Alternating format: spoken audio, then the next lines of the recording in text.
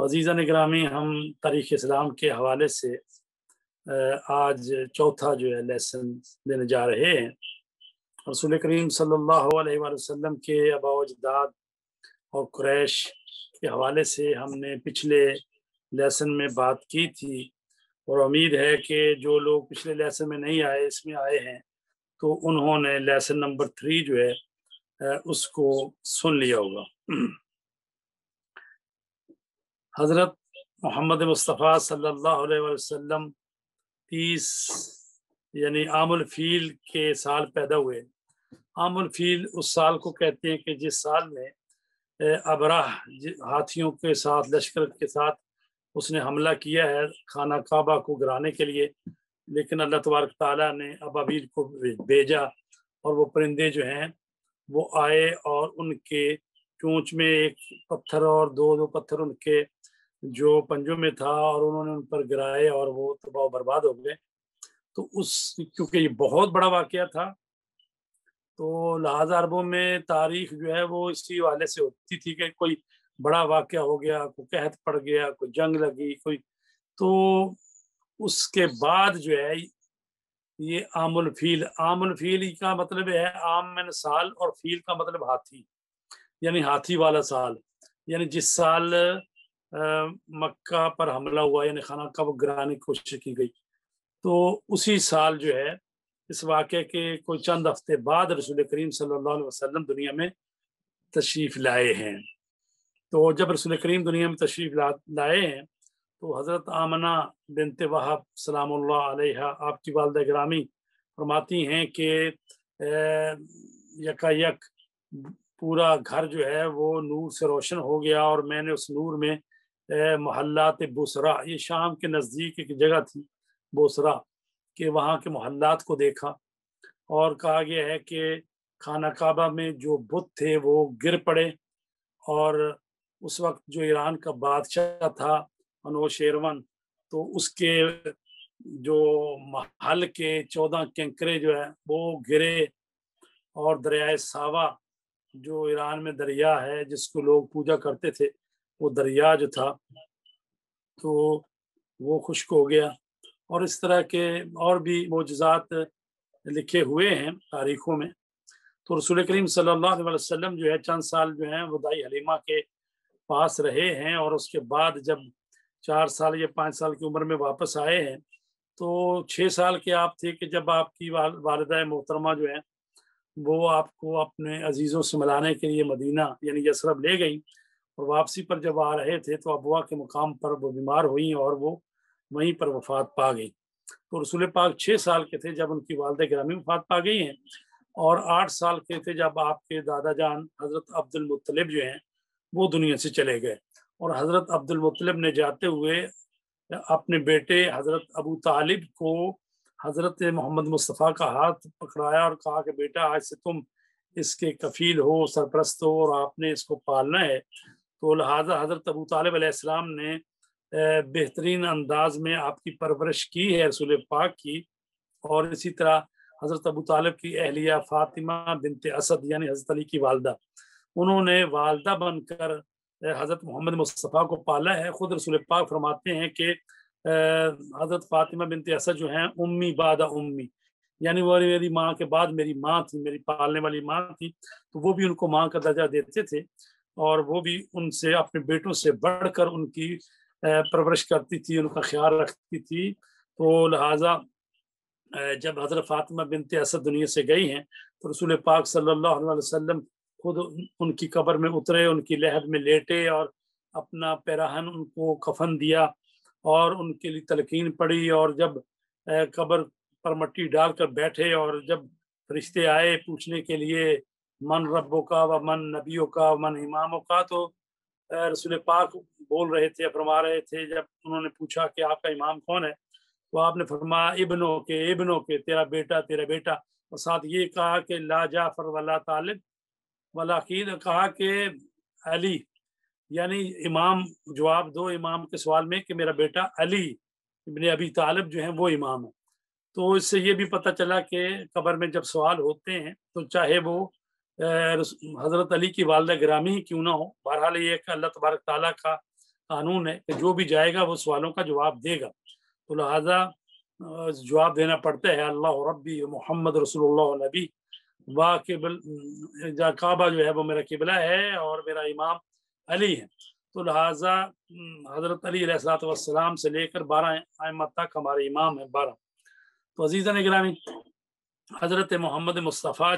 جو ہیں انہوں نے 2 سفر کیے ہیں شام کے۔ ایک سفر پہلا جو اپنے چچا حضرت ابو طالب کے ساتھ کیا 12 سال کی عمر میں، تو اس وقت پھر وہ جو بحیرہ راہب تھا اس نے دیکھا وہ نشانیاں، اس کو ہم پہلے بتا چکے ہیں کہ اس نے کہا کہ یہ اللہ کے نبی ہیں، اور حضرت ابو طالب سے کہا کہ آپ ان کی حفاظت کریں، لے جائیں، تو ہو سکتا ہے پھر ان کو یہودی دیکھیں اور وہ ان کی جان کے دشمن ہو جائیں، تو آپ واپس لے آئے، سامان وغیرہ وہیں فروخت کیا اور واپس آ گئے۔ اور یہ دوسرا سفر ہے جو کہ حضرت خدیجہ سلام اللہ علیہا جو ہیں وہ عرب کی شریف اور ثروت مند خاتون تھیں اور تجارت پیشہ خاتون تھیں، تجارت کے لیے لوگوں کو ملازمت پر رکھتی تھیں اور انہیں اپنا مال دے کر تجارت کے لیے بھیجتی تھیں۔ تو جب حضرت محمد مصطفیٰ کی عمر مبارک 25 سال کی ہوئی تو جناب ابو طالب نے آپ سے کہا کہ بیٹا میرے حالات ایسے ہیں کہ تہی دست ہو گیا ہوں اور مشکلات تو دشواریوں میں گرفتار ہوں۔ اس وقت قریش کا ایک قافلہ تجارت کے لیے شام جا رہا ہے، کاش کہ تم بھی خدیجہ کے پاس جاتے اور ان سے تجارت کا کام لیتے، وہ لوگوں کو تجارت کے لیے بھیجتی ہیں۔ تو دوسری طرف حضرت خدیجہ سلام اللہ علیہا جو ہیں وہ حضرت محمد مصطفیٰ صلی اللہ علیہ وسلم کے پسندیدہ اخلاق اور ان کی صداقت، ان کی راست گوئی اور امانتداری سے آگاہ ہو گئی تھی۔ یوں تو پورا مکہ جو ہے آپ کو صادق اور امین کے لقب سے پکارتا تھا، تو لہٰذا انہوں نے آپ کے پاس پیغام بھیجا کہ اگر آپ ہمارے کام تجارت کے کام کو قبول کر لیں تو ہم آپ کو دوسروں کی نسبت جو ہے وہ اچھا معاوضہ دیں گے۔ لیکن یہاں پر تاریخ لکھی ہے، مرتضی جعفر عاملی، علامہ مرتضی جعفر عاملی نے رسول پاک کے متعلق سیرہ،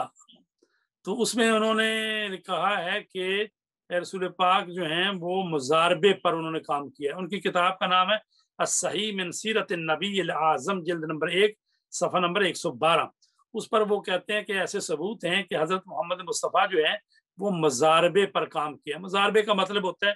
کہ وہ پرافٹ میں جو ہے وہ ریشو مقرر کی جاتی ہے، وہ مزدوری نہیں ہوتی، حقیقت میں پارٹنرشپ ہوتی ہے۔ تو کہتے ہیں کہ اس طرح سے رسول پاک گئے ہیں اور حضرت خدیجہ نے اپنا غلام میسرہ وہ بھی آپ کے ساتھ کیا، اور میسرہ جو ہیں انہوں نے دیکھا کہ آپ کی امانت اور صداقت اور شرافت اور آپ کا اخلاق حسنہ اور آپ کے سر مبارک پر جو ہے وہ بادل کا سایہ کرنا، اور جہاں جہاں آپ گئے تو آپ کے اخلاق حسنہ سے متاثر ہوا، اور پھر جب آپ نے تجارت کی اور پہلے سے کئی گنا زیادہ پرافٹ بھی ہوا، اضافہ بھی ہوا، تو لہٰذا وہ جو ہے میسرہ وہ آئے اور انہوں نے رسول پاک صلی اللہ علیہ وسلم کے وہ تمام خصوصیات اور ان کے اخلاق حسنہ کی باتیں بتائیں۔ تو چونکہ پہلے ہی حضرت خدیجہ الکبریٰ جو ہیں وہ متاثر تھیں ان سے، تو لہٰذا یہ ساری باتیں سن کر تو مزید جو ہے ان کے دل میں رسول کریم صلی اللہ علیہ وسلم کی محبت جو ہے وہ گھر کر گئی، تو لہٰذا انہوں نے پیغام بھیجا ہے شادی کے لیے۔ تو حضرت خدیجہ کی طرف سے پیغام ملا ہے، بعض کہتے ہیں ان کی سہیلی نفیسہ کے ذریعے حضرت ابو طالب تک پیغام پہنچا، تو حضرت ابو طالب نے حضرت محمد مصطفیٰ سے کہا کہ اس طرح شادی کا پیغام آیا ہے، تو لہٰذا مشورہ کیا گیا اور اس کو قبول کر لیا گیا۔ تو اس طرح سے شادی ہوئی، اور شادی کا جو خطبہ ہے وہ حضرت ابو طالب نے خطبہ پڑھا، اور رسول پاک کا نکاح جو ہے وہ حضرت ابو طالب علیہ السلام نے پڑھایا ہے۔ تو عزیزان گرامی، اس کے علاوہ جو واقعات ہیں ان میں ایک یہ ہے کہ رسول پاک کی عمر مبارک 25 سال کی جب ان کی شادی ہوئی، اور حضرت خدیجہ الکبریٰ کی شیعہ حوالے سے کریں تو بات، تو وہ کہتے ہیں ہمارے محققین کہ حضرت خدیجہ کی عمر 28 برس تھی، بعض 25 برس بھی کہتے ہیں، 28 برس بھی کہتے ہیں۔ تو کہتے ہیں وہ کماری تھیں، ان سے پہلے ان کی شادی نہیں ہوئی تھی، لیکن جو مشہور تاریخ ہے وہ یہ ہے کہ حضرت ختیجہ کی پہلے 2 شادیاں ہو چکی تھیں، تو لہٰذا یہ تیسری شادی تھی جو مشہور تاریخ ہے اہل سنت کی اس کے حوالے سے۔ لیکن ہمارے محققین کہتے ہیں کہ نہیں، بی بی ختیجہ کنواری تھی اور ان کی عمر 28 برس تھی۔ تو ظاہر ہے کہ مشہور یہ ہے کہ وہ 40 سال کی تھیں اور 65 سال کی عمر میں ان کی وفات ہوئی ہے۔ تو اگر ہمارے ہاں جو بتائی جاتی ہے بات، اس کے حوالے سے پھر وہ ظاہر ہے کہ وہ 28 سال ہو تو اس میں سے پھر وہ کم کر لی جائے گی، 65 سال سے عمر اتنی جو کم ہو جائے گی۔ تو عزیزان گرامی، دوسرا جو واقعہ یہ ہے کہ حضرت علی علیہ السلام جو ہیں یہ عام الفیل کے 30 سال بعد پیدا ہوئے ہیں۔ رسول پاک عام الفیل میں پیدا ہوئے ہیں، یعنی 2 مہینے یا 6 یعنی 8 ہفتے 10 ہفتے بعد، لیکن حضرت علی جو ہیں اس واقعہ کے 30 سال بعد پیدا ہوئے ہیں۔ تو اس طرح سے حضرت علی رسول پاک سے 30 سال چھوٹے تھے، اور حضرت بی بی ختیجہ کے ساتھ 5 سال ہو گئے تھے ان کی شادی ہوئی، اور حضرت علی اس وقت پیدا ہوئے ہیں۔ اور حضرت علی جو ہیں ابھی چند سال کے تھے، بعد 4 سال کہتے ہیں، 6 سال بھی کہتے ہیں۔ تو حضرت علی علیہ السلام جو ہیں ان کو رسول پاک نے گود لے لیا، کیونکہ حضرت ابو طالب جو ہیں بڑھاپے کو پہنچ چکے تھے، اس طرح تجارت بھی نہیں کرتے تھے، اور پھر آپ نے جو خانہ کعبہ کے ذمہ داریاں تھیں، وہ حاجیوں کو پانی پلانا وغیرہ، وہ بھی جو ہے حضرت عباس کو سونپ دی تھی، اپنے بھائی کو۔ تو حضرت عباس جو ہیں امیر آدمی تھے وہ، تو انہوں نے مشورہ کیا اور رسول پاک سے کہا کہ ہم جو ہے نا حضرت ابو طالب اب کی مدد کرتے ہیں، تو ان کے بچوں کو لے لیتے ہیں۔ تو اس طرح سے رسول پاک آئے حضرت ابو طالب کے پاس اور کہا کہ چچا جان علی کو مجھے دیجئے، میں ان کی پرورش کرتا ہوں۔ اور حضرت عباس نے کہا کہ بھائی جان ایسا کریں کہ جعفر کو مجھے دے دیں۔ تو اس طرح سے یہ 2 بیٹے جو ہیں وہ انہوں نے لے لیے، اور یہ بھی ایک خدائی نظام تھا کہ حضرت علی علیہ السلام کی پرورش جو ہے رسول پاک کے پاس آئے، اور ایک احسان کا بدلہ احسان بھی تھا کہ حضرت ابو طالب نے رسول پاک کی پرورش کی، اب رسول پاک جو ہے حضرت ابو طالب کے بیٹے حضرت علی علیہ السلام کی پرورش کر رہے ہیں۔ تو لہٰذا حضرت علی علیہ السلام جو ہیں ان کی پرورش جو ہے وہ رسول پاک نے کی ہے۔ تو اس وقت ان کی عمر مبارک جو ہے تاریخوں میں تو 6 سال لکھی ہے، تو لیکن لگتا ہے اس سے کم عمر ہے، کیونکہ آپ خطبہ قاسیہ میں حضرت علی نہج البلاغہ میں فرماتے ہیں کہ میں بچہ ہی تھا کہ جب رسول پاک نے مجھے گود لے لیا، اور رسول پاک جو ہیں وہ روٹی کے ٹکڑے کر کر کے مجھے میرے منہ میں ڈالتے تھے۔ تو اس کا مطلب لگتا ہے کہ جیسے عمر آپ کی اس سے بھی چھوٹی تھی۔ فرماتے ہیں کہ رسول پاک جو ہیں اپنے دہان مبارک میں لقمے یعنی نرم کر کے میرے منہ میں ڈالتے تھے، اور مجھے اپنے ساتھ سلاتے تھے، اور میں نبوت کی خوشبو سونگتا تھا۔ تو اس سے بھی آپ اندازہ لگا سکتے ہیں کہ ابھی جو ہے پیغمبر اسلام نے نبوت کا اعلان بھی نہیں کیا، تو حضرت علی فرماتے ہیں کہ میں اس وقت بچہ ہی تھا، اور رسول پاک مجھے اپنے ساتھ سلاتے تھے، اور میں نبوت اور رسالت کی خوشبو کو سونگتا تھا۔ یہ خطبہ قاسیہ جو ہے وہ نہج البلاغہ میں موجود ہے۔ تو عزیزان گرامی، یہ مولا علی علیہ السلام جو ہیں تقریباً یعنی حضرت علی جو ہیں 30 سال چھوٹے ہیں اور 4-5 سال کے، تو تقریباً حضرت رسول پاک کی عمر کو 35-36 سال کی ہوگی جب آپ نے ان کو اپنی گود لیا۔ تو حضرت ختیجہ اور رسول پاک نے حضرت علی کو پالا، تو گویا حضرت ختیجہ نے بھی اس طرح سے حضرت علی کو پالا جیسے ایک ماں بچے کو پالتی ہے۔ تو رسول پاک اور حضرت ختیجہ دونوں جو ہیں انہوں نے حضرت علی کی پرورش کی ہے،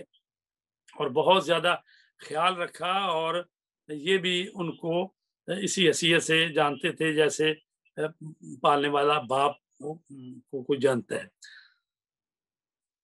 تو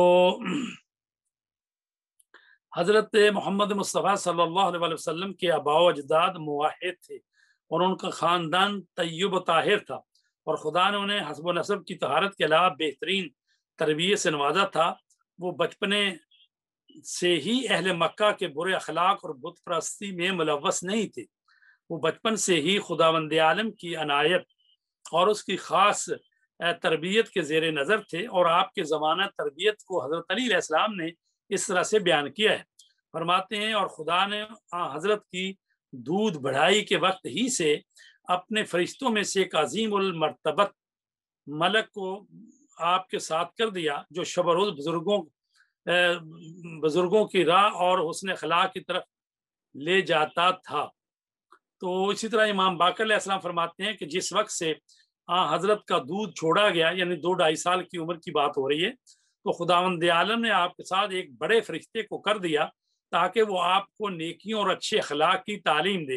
اور برائیوں اور برے اخلاق سے روکے۔ یہ وہی فرشتہ ہے جس نے جوانی میں آپ کو مبعوث پہ رسالت ہونے سے قبل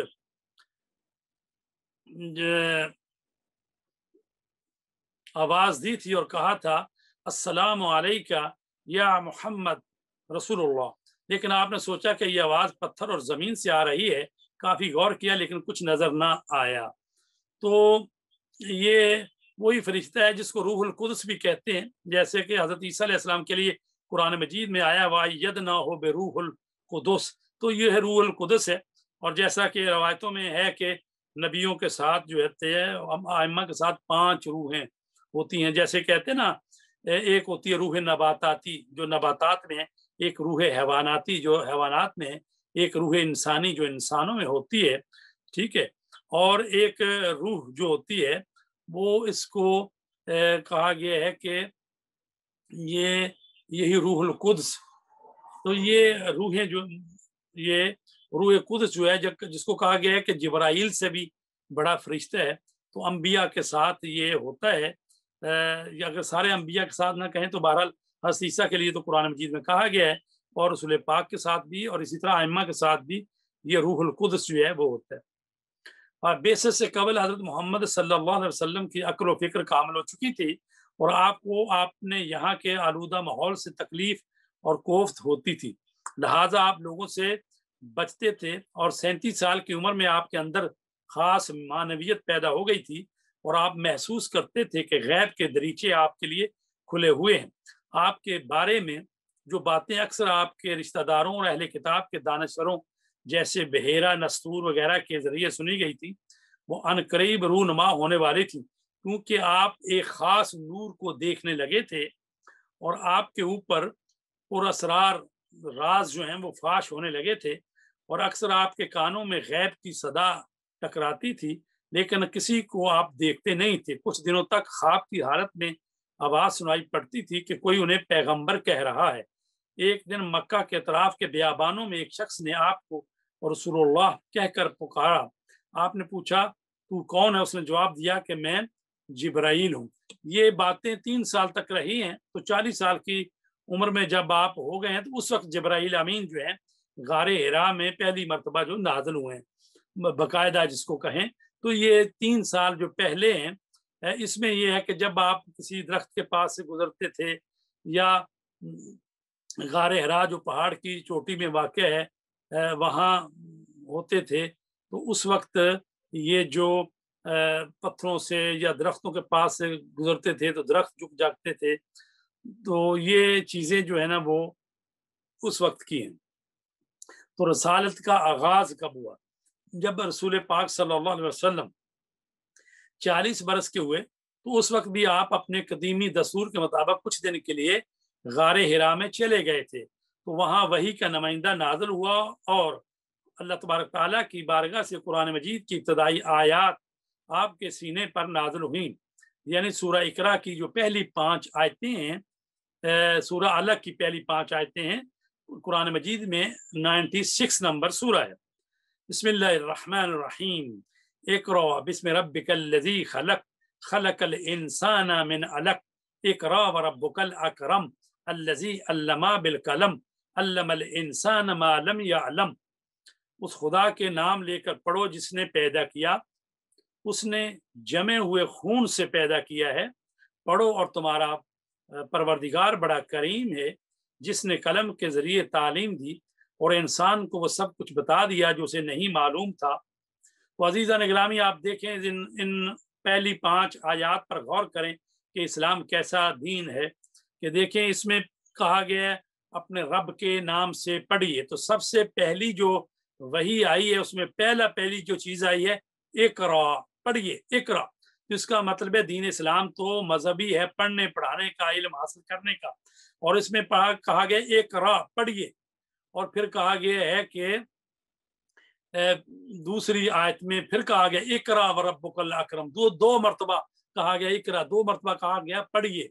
اور اس میں علم کا صیغہ جو ہے 3 دفعہ استعمال ہوا ہے۔ الذی علم بالقلم، اس اللہ تبارک تعالیٰ کے نام سے پڑھیے کہ جس نے علم سکھایا قلم کے ذریعے۔ علم الانسان ما لم یعلم، پھر آیا علم الانسان، پھر علم کا مادہ آیا، ما لم یعلم، پھر علم کا مادہ ہے، یعنی 3 دفعہ جو ہے وہ علم کا مادہ، 2 دفعہ اقرا پڑھنے کا مادہ، 1 دفعہ قلم کی بات کی گئی ہے، 2 دفعہ رب کی بات کی، یہ اقرا باسم ربک الذی خلق، اقرا وربک الاکرم، 2 دفعہ رب کی بات کی گئی ہے اور 2 دفعہ خلقت کی بات کی ہے۔ لہذا ان 5 آیتوں میں ہی اگر انسان جو ہے توجہ پیدا کر رہے تو پتہ چلتا ہے انسان کہ اسلام جو ہے پڑھنے کا دین ہے، علم کا دین ہے، اپنے رب کی معرفت حاصل کرنے کا دین ہے، انسان کی خلقت پر غور کرنے کا دین ہے۔ تو عزیزان گرامی، یہ آئی ہیں پہلی 5 آیتیں، تو یہ بہرحال قرآن مجید کی پہلی آیتیں ہیں۔ تو یہاں پر جو بات ہے وہ تاریخوں میں درج کی گئی ہے کہ رسول پاک پر جب پہلی وحی آئی انہوں نے کہا پڑھیے، انہوں نے کہا پڑھا ہوا نہیں ہوں، اور فرشتہ جبرائیل نے ان کو اپنے سینے سے لگایا اور خوب سینے سے لگا کر پینچا، تو وہ پھر چھوڑا، کہا پڑھو، کہا پڑھا نہیں، تو دوبارہ پھر، تو 3 دفعہ جب انہوں نے کیا تو پھر انہوں نے پڑھا۔ تو یہ جو ایسی باتیں تاریخ میں لکھی ہوئی ہیں ہم اس کو نہیں مانتے، یہ ایسی باتیں ہیں جو کی کوئی حقیقت نہیں ہے، اس لیے کہ اگر تو وہ لے کر جو جبرائیل وحی لے کر آئے تو اصل تو یہ ہے کہ جبرائیل جو ہے رسول پاک کے قلب مبارک پر نازل ہوتے ہیں، یہ ایک وہ چیز ہے جو رسول پاک کی روح اور جان سے تعلق رکھتی ہے۔ تو یہ ایسی بات نہیں ہے کہ چیز سامنے رکھ کے کہا جائے سلیٹ یا تختی کے اس سے پڑھو خوب۔ اگر یہ ایسی بات ہے تو پہلی بات تو ہے کہ جب فرشتے کو بھی پتہ ہے، اللہ کو بھی پتہ ہے کہ میرے رسول نے دنیا میں آ کے نہ کسی سے پڑھا ہے اور نہ کہ کسی سامنے شاگردی اختیار کی ہے، تو پہلی بات تو یہ ہے کہ ایسی بات نہیں ہے کہ بھی سامنے کہا گیا پڑھو خوب، تو اگر خود پتہ ہے کہ پہلے سے پڑھتے نہیں ہیں تو یہ کہنے کی ضرورت نہیں خوب۔ دوسری بات یہ ہے کہ اگر ایسا ہے کہ جناب جیسے کسی بچے کو مثلا پہلی دفعہ پڑھایا جاتا ہے تو خوب کہا جائے گا پڑھو، تو بس جب کہا کہ پڑھو یہ اس طرح سے پڑھو وہ بھی پڑھنا شروع کر دیتا ہے، تو لہٰذا یہ بات نہیں ہے۔ اور پھر یہ ہے کہ اس سے کیا تعلق ہے کہ جبرائیل جو ہے ان کو دبائیں، تو پھر یہ اللہ تبارک تعالیٰ تو جو ہے کن فیکون کا مالک ہے، ادھر اگر وہ کوئی حکم کرے تو ادھر وہ چیز ہو جاتی ہے، تو اگر کہا کہ پڑھو تو بس پڑھنا، آپ نے پڑھ دیا، اس میں کیا بات ہے؟ یعنی اگر اللہ نے کہا اور فرشتے نے آ کے کہا کہ پڑھیے تو بس رسول پاک نے پڑھنا شروع کر دیا، اس میں ایسی بات نہیں ہے کہ وہ دبائے آپ کے جسم کو تو پھر ہی جو ہے وہ پڑھیں۔ لہٰذا یہ جو چیزیں اس طرح کی گئی ہیں، تاریخوں میں لکھی گئی ہیں، تو یہ ایسی ہیں باتیں ہیں کہ اس روایت کی بنیاد پر فرشتہ وحی نے متعدد بار حضرت محمد کو پڑھنے کے لیے کہا اور آپ نے اظہار ناتوانی فرمایا۔ اگر مقصد یہ تھا کہ حضرت کلام خدا کو لوح سے یعنی تختی سے دے کر پڑھیں تو ایسی چیز معقول نہ تھی، کیونکہ خدا اور اس کا رشتہ جانتا تھا کہ آپ امی ہیں اور پڑھنا نہیں جانتے، اور اگر مقصد یہ ہوتا کہ فرشتے کے کہنے پر آپ پڑھیں تو یہ کوئی کام مشکل نہیں تھا، جس سے حضرت محمد جو کہ ذہانت اور دقت میں معروف تھے کمال عقل و فکر کے باوجود عاجز رہے ہوں۔ یہ بات ماننے والی نہیں ہے کہ جی فرشتہ وحی کے ذریعے مسلسل دباؤ کا کیا معنی ہے، جبکہ ہم جانتے ہیں کہ یاد کرنا ایک ذہنی کام ہے، یعنی کسی کو دبانے سے تو بات نہیں ہوتی، بلکہ ایک ذہنی کام ہے یہ، جس میں دباؤ کا کارگر نہیں ہوتا۔ اگر خیال کریں کہ یہ کام اس لیے تھا کہ حضرت قدرت خدا سے اچانک پڑھنا سیکھ جائیں تو صرف ارادہ الہی اس کام کے لیے کافی تھا، ان مقدمات کی ضرورت نہیں تھی۔ اور اگر دباؤ کے مسئلے کو رسول خدا پر پروردگار عالم اور عالم غیب سے مربوط سمجھیں تو پھر بھی قابل تعویل نہیں ہے، کیونکہ جیسا کہ خداوند عالم نے صراحت کے ساتھ قرآن مجید میں بیان کر دیا ہے کہ پیغمبروں کا رابطہ عالم غیب سے ان 3 طریقوں میں سے ایک کے ذریعے ہوتا ہے۔ پہلا، ڈائریکٹ رابطہ اور بغیر کسی واسطہ کے پیغام الہی کو دریافت کرنا۔ 2، آواز کے ذریعے بغیر کسی کو دیکھے ہوئے۔ نمبر 3، فرشتہ وحی کے ذریعے۔ یہ 3 طریقے ہیں۔ ابھی ہم اس کو مزید وضاحت کریں گے، وہ آیت بھی پڑھیں گے اور اس کا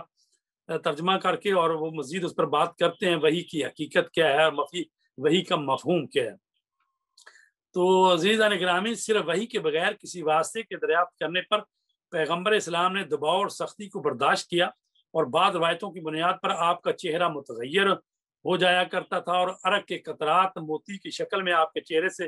گرنے لگتے تھے۔ تو یہ بھی وحی کی جو کیفیتیں ہیں اس کے متعلق بھی ابھی ہم عرض کرتے ہیں۔ تو پھر کہا گیا ہے کہ انہی روایتوں میں جو تاریخ میں بیان ہوئی ہیں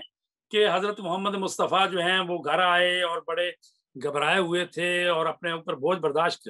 سمجھ رہے تھے، مجھے پر بہت سنگین بوجھ پڑ گیا ہے، اور انہوں نے حضرت خدیجہ سے کہا مجھے زمبلون کہ مجھے چادر اڑا دو، اور پھر انہوں نے چادر اڑا دی، اور پھر انہوں نے تسلی دی، اور پھر اپنے چچا ورقہ بن نوفل چچا زاد بھائی کے پاس لے گئی، اور انہوں نے کہا کہ بھی آپ تو ایک یعنی ہونے والے نبی ہیں، یہ وہی فرشتہ ہے جو حضرت موسیٰ پر نازل ہوا تھا۔ تو گویا کہ رسول پاک کو معلوم نہیں ہے کہ اللہ نے مجھے وہی بھیجی ہے اور میں اللہ کا نبی ہوں۔ وہ ایک شخص جو کہ مسیحیت اختیار کر چکا ہے وہ ورقہ بتا رہا ہے، لیکن حضرت رسول پاک کو پتہ نہیں ہے۔ تو یہ ہو ہی نہیں سکتا ایسا، اس لیے کہ جب نبی پر وحی آتی ہے تو بالکل روز روشن کی طرح اس پر عیاں ہوتی ہے اور اس میں کسی قسم کا شک وہ نہیں کرتا۔ تو اس پر جعفر سبحانی کہتے ہیں یہ تو ہو سکتا ہے کہ رسول پاک آئے اور کہا مجھ پر وحی نازل ہوئی ہے، اور حضرت خدیجہ جو پہلے ہی سے انتظار میں تھی تو انہوں نے کہا کہ بے شک آپ اللہ کے رسول ہیں، میں آپ کی تصدیق کرتی ہوں اور میں تو اس کا انتظار کر رہی تھی۔ تو جیسا کہ کوئی بھی نیا واقعہ عجیب واقعہ ہو تو ظاہر ہے کہ اپنے رشتہ داروں کو بتایا ہی جاتا ہے۔ تو لہٰذا چونکہ ورقہ بن نوفل پہلے بھی حضرت خدیجہ کے ساتھ اس موضوع پر ڈسکس ہوتی تھی اور وہ بھی بتاتے تھے، وہ حضرت جو ہیں ورقہ بن نوفل وہ مسیحیت اختیار کر چکے تھے، اور حضرت خدیجہ الکبریٰ بھی جو ہے وہ یعنی دین حنیف یعنی حضرت ابراہیم کے دین پر تھی، تو ان کو بھی انتظار تھا۔ تو لہٰذا وہ بتا دیا ہو کہ اس طرح سے فرشتہ آیا ہے، اور انہوں نے کہہ دیا ورقہ بن نوفل نے کہ ہاں وہی فرشتہ ہے جو ان پر آیا، تو یہ بھی ایک قسم کی تصدیق ہے۔ یہ تو ہو سکتا ہے بات، یہ نہیں کہ رسول پاک کو پتہ ہی نہیں ہے اور وہ دوسرے لوگ بتا رہے۔ اور ہمارے بعض ذاکرین کہتے ہوتے ہیں کہ دیکھو ایک ورقے کو تو پتہ چل گیا کہ یہ نبی ہے، لیکن جو پوری کتاب جو ام الکتاب ہے یعنی جس کے پاس پوری قرآن کا علم کا ہے اس کو نہیں پتہ چلا کہ میں نبی ہوں، اور وہ جس کو ورقہ ہے جو ایک یعنی یہاں ورقہ مراد یعنی ایک ورقہ، تو جو ورقہ ہے اس کو پتہ چل گیا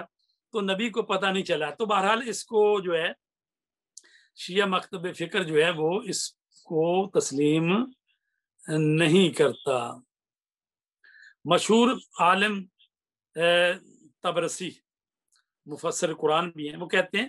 خداوند عالم اپنے رسول کو وحی نہیں کرتا مگر یہ کہ اس کو روشن دلیلوں کے ہمراہ کرے، اور اسے اطمینان ہو جاتا ہے کہ جو کچھ اس پر وحی ہوتی ہے وہ خدا کی جانب سے ہے اور اسے کسی دوسرے چیز کی ضرورت نہیں ہوتی، اور اس پر خوف و اضطراب طاری نہیں ہوتا۔ حضرت امام صادق علیہ السلام سے ایک صحابی نے سوال کیا، ان کے صحابی نے، کہ رسول خدا وحی کے وقت اس بات سے کیوں نہیں ڈرے کہ یہ شیطان کا وسوسہ ہو سکتا ہے؟ تو آپ نے فرمایا جس وقت خداوند عالم اپنے کسی بندے کو رسالت کے درجہ پر فائز کرتا ہے تو اس کو ایسا اطمینان اور سکون عطا کر دیتا ہے کہ جو کچھ خدا کی جانب سے اس پر نازل ہو وہ اس کے لیے ویسے ہی ہو جیسے کوئی اپنی آنکھ سے دیکھ رہا ہو۔ کتاب صحیح بخاری اور صحیح مسلم جس میں بی بی عائشہ سے روایت نقل ہوئی ہے، اس کی شرح کرنے والے مشہور عالم ہونے کے باوجود چونکہ اصل روایت کو مسلم جانتے تھے، چونکہ اس کی صحیح تفسیر اور توضیح میں درمندہ اور پریشان ہونے پر جو ہے ایسی جو ہیں بے بنیاد اس کی انہوں نے توجیہ کی ہوئی ہے۔ تو لہٰذا جہاں تک ہمیں معلوم ہے کہ پہلا شخص جو اس روایت کے ضعیف اور بے اعتبار ہونے کی طرف متوجہ ہوا ہے وہ مرحوم سید عبد الحسین شرف الدین موسوی، یعنی 1377 ہجری متوفہ، جبل عامل، یہ لبنان کے مایہ شیعہ عالم دین تھے، جنہوں نے اپنی کتاب میں لکھا ہے،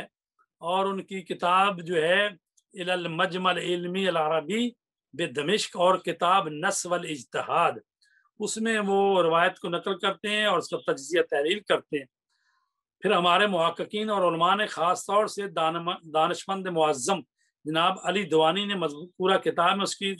ذیل میں تفصیلی بحث کی ہے، اور اسی طرح الصحیح من سیرت النبی الاعظم جلد 1 صفحہ نمبر 232 سے 216 تک جو ہے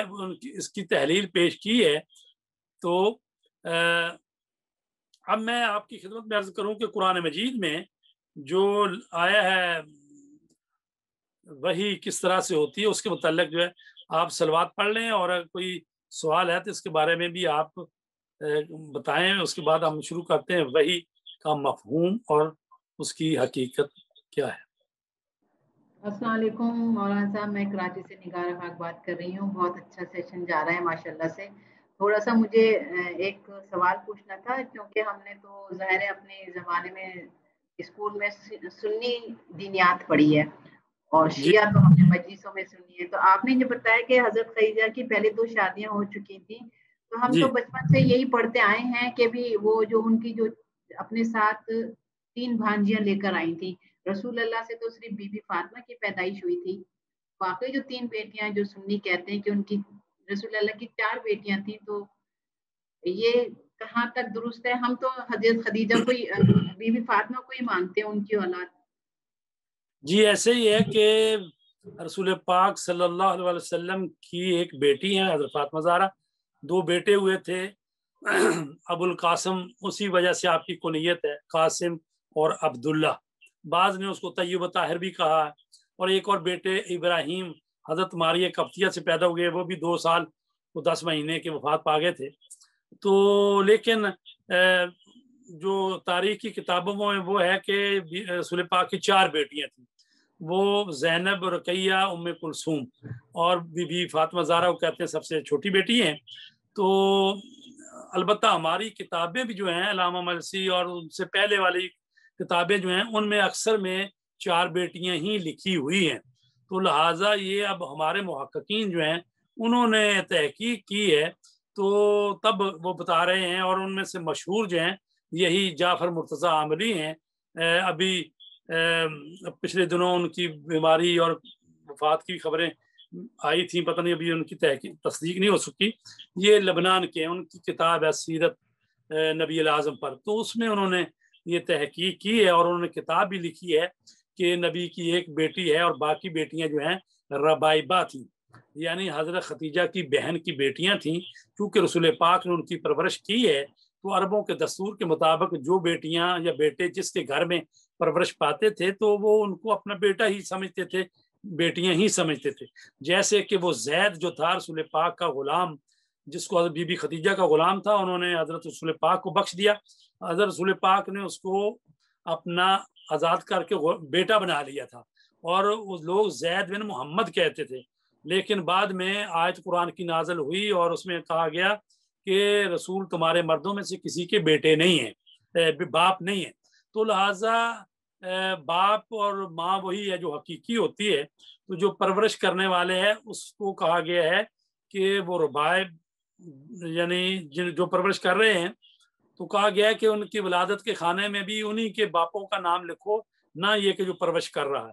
تو اس طرح سے ہمارے ہاں یہ ہے کہ وہ حضرت خدیجہ کی بہن کی بیٹیاں تھیں جن کی پرورش بی بی خدیجہ نے کی، تو اس لیے وہ رسول پاک بی بی خدیجہ ان کو اپنی بیٹیاں ہی سمجھتے تھے، اور عرب کا معاشرہ بھی ان کو رسول کی بیٹیاں ہی کہتا تھا۔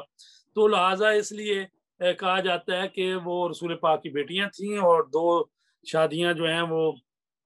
2 بیٹیوں کی رقیہ اور کلثوم کی عثمان بن عفان کے ساتھ شادیاں ہوئی ہیں، اور زینب کی جو ہے وہ ایک اور شخص ہے اس کے ساتھ شادی ہوئی ہے. تو بہرحال ہمارا جو نظریہ ہے وہ یہی ہے کہ رسول پاک کی ایک ہی بیٹی ہے حضرت فاطمہ زہرا. جی شکریہ بہت بہت، تھینک یو. مولانا صاحب جی ہاں، اور اس کے بارے میں زیادہ پڑھی ہوں، بول رہے اگر جو کوئی اور بیٹیاں ہوتے تو جیسے ہم شہادت کی مجلس جو سنتے ہیں رسول اللہ صلی اللہ علیہ وسلم کے، تو اس میں کسی کا وہ نام نہیں آتا ہے، صرف بی بی فاطمہ الزہرا کا آتا ہے. اور آتا وہ جو فدق کا جو اس کو ملا تھا وہ ان کو اکیلی کو ملا تھا، کیوں وہی اکیلے وہ دربار میں جا کے وہ لوگ بتائے کہ آپ غصب کر رہے، یہ مجھے میرے بابا نے دیا ہے جی ایک ہدیہ طرف، تو کسی کا نام نہیں آتا. اگر جو اور بیٹیاں تو وہ خاموش ہوتی، وہ بھی نہیں سامنے وہ ہو کے خاموش بولتے ہیں نا، وہ تو وہ ایک خاموش پروف ہے. جی وہ خاموش نہیں تھی بلکہ ساری وفات پا چکی تھی. ایسا ہے کہ رسول پاک کی تینوں بیٹیاں جو کہی جاتی ہیں، وہ ایک بیٹی تو جنگ جب بدر ہوئی ہے نا اس کے پاس ہی کچھ چند دن بعد، اسی لیے عثمان جو ہے وہ جنگ بدر میں انہوں نے شرکت نہیں کی. وہ رسول پاک کی جو بیٹی کہی جاتی ہے رقیہ، تو وہ ان کی وفات ہو گئی نا بدر کے پاس،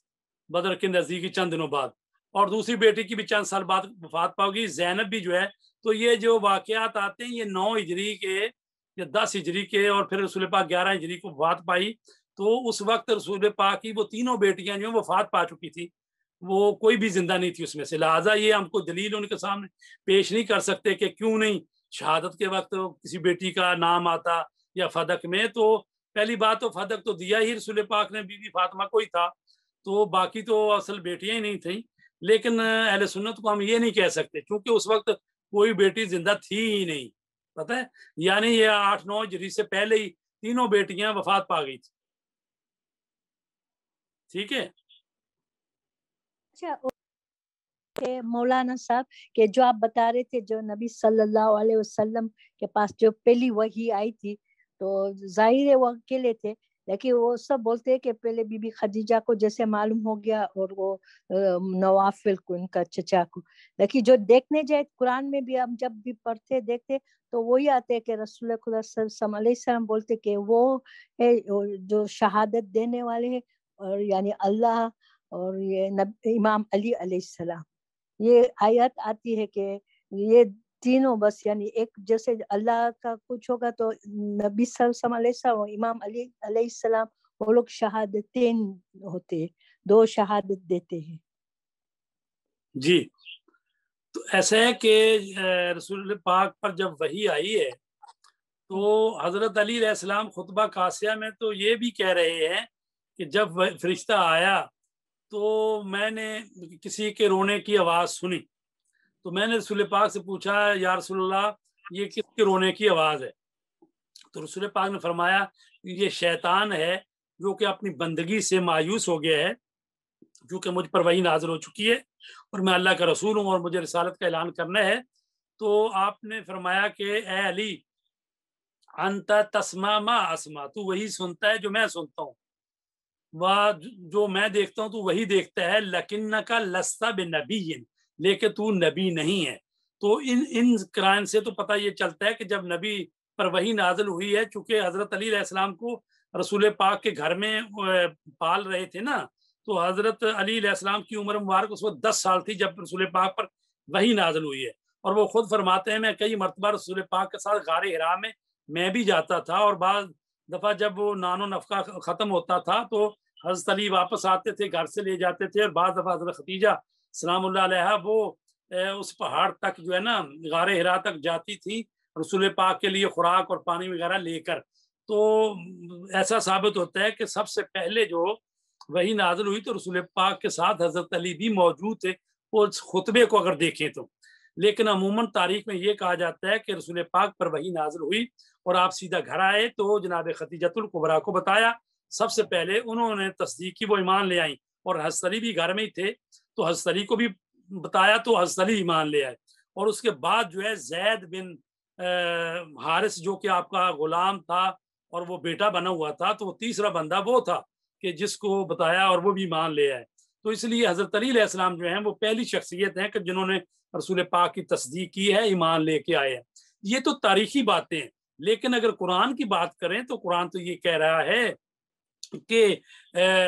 कुल कफा बिल्लाहि शहीदन बैनी व बैनकुम व मन इंदहु इल्मुल किताब, ऐ मेरे हबीब इनसे कह दो कि मेरी रसालत का गवाह एक अल्लाह है और एक वो हस्ती है जिसके पास पूरी किताब का इल्म है। तो जब रसूल पाक से पूछा गया कि ये कौन सी हस्ती है कि जिसके पास पूरी किताब का इल्म है, तो आपने फरमाया ज़ाका अखी अली इब्न अबी तालिब, वो मेरे भाई अली इब्न अबी तालिब हैं जिसके पास पूरे कुरान का इल्म है। तो लिहाजा कुरान तो ये कह रहा सूरह राद में है कि यकूलुल्लज़ीन कफरू लस्त मुरसला, ये लोग जो काफिर हैं ये कहते हैं कि तू मुरसल नहीं है, तू अल्लाह का भेजा हुआ रसूल नहीं है। तो उनसे कह दो कुल कफा बिल्लाहि शहीदन बैनी व बैनकुम व मन इंदहु इल्मुल किताब, उनसे कह दो कि मेरी रिसालत के लिए अल्लाह गवाही के लिए काफी है और वो जिसके पास किताब का इल्म है। और वो कौन सी हस्ती है? वो हज़रत अली अलैहिस्सलाम है। लिहाजा उस हिसाब से देखें तो हज़रत अली तो रसूल पाक के गवाह बनकर आए हैं, उनके नायब हैं, उनके जानशीन हैं, वो इमाम ज़माना है रसूल पाक के बाद। तो लिहाजा उस हिसाब से चूंकि हम तारीख पढ़ रहे हैं, जब तारीख पढ़ रहे हैं तो फिर तारीखी वाक़यों जो वाक़यात होते हैं उनको तारीख की हैसियत से साबित करना होता है। तो हम चूँकि तारीख पढ़ रहे हैं, तारीख में यही है कि रसूल पाक पर जब वही आई, आप घर में आए, खदीजा अपनी अहलिया को बताया, वही मान लाई, असली मान लाए, और फिर जैद बिन हारसा और उसके बाद बाकी जो लोग हैं फिर इस तरह ईमान लाते रहे। लेकिन बहरहाल लोगों ने तारीख में अबू बकर को कर दिया है मतलब मर्दों में पहला, और औरतों को हजरत खदीजा को, बच्चों में हसन, ये सिर्फ इसलिए ये कैटेगरी की गई है कि हजरत अली को साबित किया जाए जी वो तो बच्चे ही थे। तो लिहाजा जब अल्लाह और उसके रसूल ने उनके ईमान को कबूल किया है, वो चाहे खा बच्चे ही थे, तो जब अल्लाह और रसूल उसको कबूल कर रहा है तो दूसरा कौन होता है कि कहने वाला कि जी वो बच्चे थे। ये सिर्फ दूसरों की फजीलत को बढ़ाने के लिए, हालांकि अबू बकर जो पहले शख्स नहीं है, वो कोई चौथे पांचवें नंबर के बाद हैं, उसके बाद हजरत अबू जर गफारी हैं, फिर और बंदा, फिर जाके कहीं अबू बकर की बारी आती है। तो लिहाजा चूंकि ये एक फजीलत बनानी थी, और इसमें यह भी फजीलत बनती है ना कि जब कुरान मजीद खिताब होता है या अय्युहल्लज़ीना आमनू, जब जहां जहां कहता है तो इसका मतलब सबसे पहले खिताब उनसे जो सबसे पहले ईमान लाए। और चूंकि कुरान में है अस्साबिकून अस्साबिकून उलाइकल मुकर्रबून, जो सबसे पहले ईमान लाने वाले हैं तो वो मुकर्रबून है। तो लिहाजा जो सबसे पहले ईमान लाया वो सबसे ज्यादा मुकर्रब है। तो हजरत खदीजतुल कुबरा और हजरत अली अलैहिस्सलाम ये सबसे पहले ईमान लाने वाले हैं, तो ये मुकर्रबीन की लिस्ट में सबसे पहले हैं। तो लिहाजा ये चूंकि बाद में हुकूमतें मिल गई तो फिर ज़ाहिर फजाइल भी बनाने पड़े, तो फिर बहुत सारी चीज़ें हदीसें घड़नी पड़ी, तो ये लोगों ने काम किया है। तो वही जो है वही ये अम्बिया और आलम गैब के दरमियान मानवी और नाशनाख्ता राब्ते को कहा जाता है, जिसके नतीजे में अल्लाह का पैगाम अम्बिया तक मुंतकिल होता है। ये राब्ता कभी किसी वास्ते के जरिए होता है और कभी किसी भी वास्ते के बगैर पैगाम मुंतकिल होता है। ये अमल जिसे इल्म कलाम की इस्तिलाह में तशरीई और रिसाली वही कहा जाता है। तशरीई वही का मतलब है कि यानी वो वही जो शरीयत का पैगाम लेकर आई है, रिसाली वही यानी रिसालत का पैगाम लेकर आई। तो ये अंबिया के साथ मखसूस है और इल्हाम और तहदीस से मुख्तलिफ है। दौरे मुआसर में ये मौजू मुतफक्किरीन के यहाँ ज़ेर बहस आया है और वही के अमल के बारे में नए तज्ज़िये सामने आए हैं, और ये तज्ज़िये ज़्यादातर दीनी तजर्बे की बुनियाद पर सामने आए। तो लफ्ज़ वही जो है लुग़वी लिहाज से वही का माना क्या है लुग़त डिक्शनरी में? अच्छा, दो चीज़ें होती हैं, एक होता है खुद डिक्शनरी में इसका क्या माना है, एक होता है कि बाद में ये माना जो है किस माने में इस्तेमाल होना शुरू हो गया। डिक्शनरी में जब हम लुगत में देखते हैं तो वही का माना है तेजी के साथ अशारे और सुरत के साथ किसी पैगाम का मुंतकिल होना। सुरत के साथ अशारे, सुरत और तेज रफ्तारी और किसी बात की दूसरों को खुफिया इल्का और तफहीम के मानी में वही आती है। ये यानी वही का माना जो है ना खुफिया इशारा, खुफिया तरीके से तफहीम होना, तेजी से किसी चीज को समझ लेना। तो ये हो गए माना डेफिनेशन لغت میں۔ اب ڈیفینیشنز کی تعریف کیا ہے؟ دینی اصطلاح میں یہ ایک معنوی اور روحانی رابطہ ہے پیغمبر کی ذات اور عالم غیب کے درمیان، جس کے دوران اللہ کا پیغام اللہ کے پیغمبر کو منتقل ہوتا ہے۔ اس عمل کا نتیجہ ایک قطعی اور فیصلہ کن آگاہی ہے جو اللہ کی جانب سے بعض برگزیدہ انسانوں کو ہوتی ہے۔ تو قرآن مجید میں لفظ وحی کو مختلف معنوں میں استعمال کیا گیا ہے۔ مثلاً فخرج علی قومہ من المحراب فاوحی الیہم ان سبحوا بکرۃ وعشیا، تو وہ محراب عبادت گاہ سے نکل کر اپنی قوم کے پاس آئے تو انہیں اشارے سے کہا کہ صبح و شام تسبیح کرتے رہا کرو۔ تو یہ ایک معنی ہے یہ جو کہ آیا فاوحی علیہم، اوحا علیہم یعنی انہیں اشارے سے کہا کہ صبح و شام تسبیح کرتے رہو۔ اب وحی کے معنی جو ہے نا وہ جبلی ہدایت، جیسے کہ قرآن مجید میں آیا ہے وَأَوْحَى رَبُّكَ إِلَى النَّحْلِ أَنِ اتَّخِذِي مِنَ الْجِبَالِ بُيُوتًا وَمِنَ الشَّجَرِ وَمِمَّا يَعْرِشُونَ، یہ شہد کی مکھی کو جو وحی کی گئی ہے قرآن مجید میں اس کے متعلق فرمایا گیا ہے، اور تمہارے پروردگار نے وحی کی شہد کی مکھی کو۔ یہ وحی کی کا مطلب یہ نہیں ہے کہ اس کے پاس فرشتہ آیا، بلکہ اس کی جبلت میں، اس کی فطرت میں، یعنی یہ رکھ دیا گیا ہے شہد کی مکھی کی فطرت میں، اس کی جبلت میں، کہ کیا کرے کہ پہاڑوں میں اپنے گھر بنائے، اور بعض درختوں کی چوٹیوں پر اور بعض چھپروں میں کہ وہ اپنے گھر بنائے۔ تو اس کا مطلب یہ نہیں ہے کہ وہ اس کو وحی ہوئی ہے یعنی فرشتہ اس کی طرف آیا، نہیں، بلکہ اس کی جبلت میں اس کو بنایا ہی ایسے گیا ہے، مکھی، شہد کی مکھی کو وہ یہ کام کرتی ہے۔ تو اس کا یہ مطلب یہ یہاں وحی جو ہے یہ فطری ہدایت کے معنی میں استعمال ہوا ہے۔ ایک ہوتی ہے طبیعی یا فطری ہدایت، جیسے کہ کہا گیا ہے وَأَوْحَى فِي كُلِّ سَمَاءٍ أَمْرَهَا، اور ہر آسمان میں ہم نے وحی کی، یعنی آسمانوں کو بھی وحی کی۔ تو اس کا مطلب کیا ہے؟ یعنی اس کائنات میں ظاہر 7 آسمان ہے، بیشتر ہے، تو بہرحال ان کی طرف بھی اللہ نے وحی کی۔ تو وحی کہی کا کیا مطلب؟ یعنی اس کو ایسا ہی بنایا ہے، ان کی فطرت میں یہ چیز رکھی ہے جو ان کی ڈیوٹی ہے، جو انہوں نے کرنا ہے۔ اچھا، یہ وحی جو ہے شیطانی چالوں، شیطانی وسوسوں کے لیے بھی استعمال ہوئی ہے، جیسے کہا وَكَذَلِكَ جَعَلْنَا لِكُلِّ نَبِيٍّ عَدُوًّا شَيَاطِينَ الْإِنسِ وَالْجِنِّ يُوحِي بَعْضُهُمْ إِلَى بَعْضٍ زُخْرُفَ الْقَوْلِ غَرُورًا، اور اسی طرح ہم نے قرار دیا ہر نبی کے لیے دشمن آدمی اور جنات میں سے شیطان کو۔ اچھا، اب کہا گیا جن کے اور شیطان کیا کرتے ہیں؟ یوحی بعضهم الی بعض، یہ شیطان اور جن بھی وحی کرتے ہیں بعض کو بعض میں سے۔ تو یہ جو شیطان وحی کرتا ہے، یہ وحی اصل میں وہ وسوسے کرتے ہیں، جو شیطانی اور جنات جو یہ وسوسے، چونکہ شیطان بھی تو جنات میں سے ہیں، تو یہ جو القاء کرتے ہیں، وسوسے کرتے ہیں، ان کو بھی وحی کہا گیا ہے۔ اور اسی طرح جو کسی کے دل میں ڈال دینا کوئی بات، اس کو کہتے ہیں الہام کر دینا، جیسے کہا گیا وَأَوْحَيْنَا إِلَىٰ أُمِّ مُوسَىٰ أَنْ أَرْضِعِهِ فَإِذَا خِفْتِ عَلَيْهِ فَأَلْقِيهِ فِي الْيَمِّ، اور ہم نے موسیٰ کی ماں کو وحی کی کہ اسے دودھ پلائیں، اور اس کے بعد اگر تمہیں اس کے لیے خطرہ محسوس ہو تو اسے دریا میں ڈال دو اور ڈرو نہیں۔ تو اب یہاں پر بھی جو ہے حضرت موسیٰ یعنی حضرت موسیٰ کی ماں کو جو کہا گیا یعنی اس کو الہام ہوا کہ یہ کام کرو۔ اچھا، یہ تو وحی کی قسمیں ہیں، کبھی فطری ہدایت کے بارے میں، کبھی الہام کے بارے میں، کبھی وہ یہ شیطان کرتے ہیں ایک دوسرے کو وہ وسوسے کے معنی میں۔ تو اب یہ آ گیا تشریعی وحی، یعنی انبیاء کو جو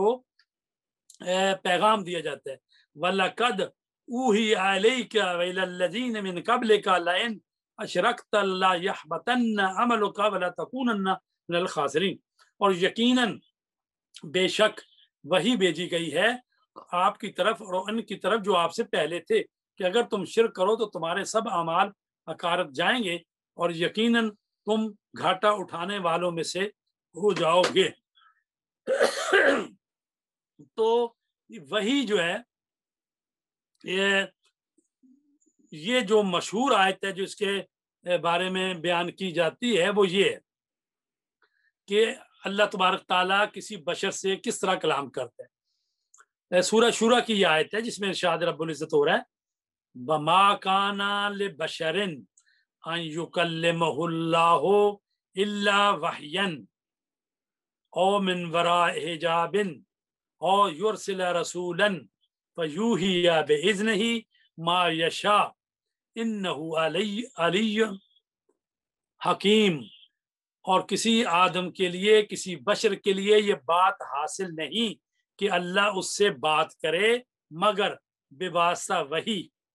یا پردے کے پیچھے سے یا کسی فرستادے یعنی بھیجے ہوئے فرشتے کی وجہ سے، تو وہ اس کے حکم سے جو چاہے وہی پہنچائے، یقیناً وہ بلندی والا ہے، صحیح کام کرنے والا ہے۔ تو یہ تین طرح سے جب نبی پر وحی آتی ہے تو یا تو ڈائریکٹ اس پر وحی آتی ہے،